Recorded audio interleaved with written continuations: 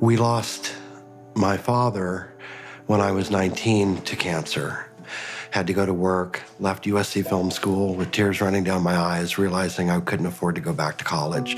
I was able to take care of my mother, which was the focus of my life for the years after my father died. I had to be the man of the house and grow up quickly. But then when Mom got diagnosed with cancer, it was a sea change. We had already experienced what we'd gone through with my father. When my mother was alive, even though she was fighting cancer and dying, it was my purpose. So that drove me to be successful financially. That drove me to be a success because I had to be. I had to take care of her.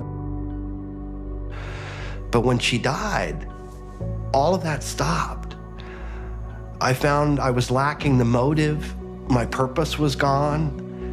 And I literally was asking, what am I here for? I started looking for what I call universal truths, not only studying Jesus' words, but looking at Buddha and looking at other spiritual teachers from the past and trying to find the universal core messages that resonated throughout all of those spiritual messages. That search led me back to Saddleback. I got this compelling desire to get baptized again. I guess I expected that day that I'd be baptized, and at that moment, doves would come down and there would be lights and thunder and everywhere, and none of that happened. But there was this peace that I had somehow made it. I got here and I did what God needed me to do. I sat and I listened to Rick's 1 o'clock service that year. And it was when he was showing the video of the crucifixion from Son of God, the movie. And it was so incredibly powerful because never before had I really experienced and seen the pain, the physical pain that Jesus had gone through.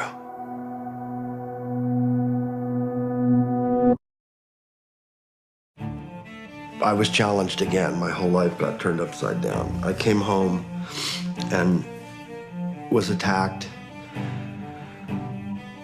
by 3 assailants in my carport. I lost several teeth, a brain injury, blurred vision, couldn't hear. It was life-altering. I felt so alone, not having any family left. It felt like, what is going on? I kept thinking of that video that Rick played at Easter of Jesus hanging there on the cross, beaten to absolute unrecognizability. And I realized, well, today that's me. And that's okay. Because if I'm gonna follow Christ, and if this is what it's gonna be, I can be proud knowing that I didn't fight back, I didn't harm anyone, and I stayed faithful. I went in to have some dental work done related to the attack. One of the nurses happened to notice a nodule on my arm. And the next thing you know, I was being wheeled in for surgery. And then they found out that operating on the cancer metastasized it. Then the doctor called me in and he says, you need to get your affairs in order. I don't know how much time you've got, but there's no real cure for this, and it's far enough along where you're probably, at some point, gonna die from this.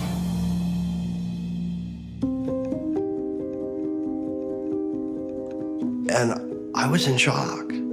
I literally fell to the floor at the doctor's office. And I cried out those words, Father, why have you forsaken me? Because of everything I'd been through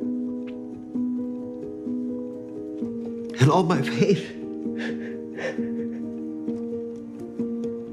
I guess I felt in some strange way I deserved a healing, right? Don't we feel that as Christians, that we deserve it? And yet we expect somehow special treatment or special favor just because we do what we're supposed to do. I didn't know where else to come, so I sat here in the parking lot. This worship center is my home. It's where I serve on the broadcast ministry. It was the place I felt I had to come. I got out of the car and I went to the bridge to nowhere. And I was literally thinking of jumping off because I didn't want to go through the pain and the suffering that I saw my parents go through. I didn't know what to do. And I heard God say, Joseph, you think you got faith, but do you really? Show me you have faith. Shut up and stop complaining and know that I'm God and that I'm with you and that you're here for a reason. I just walked back to the car with a renewed sense of peace that, okay, I've got to deal with this.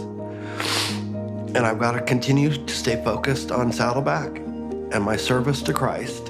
And regardless of what happens in my life, I have to stay true to my faith and understand that whatever happens is temporary here.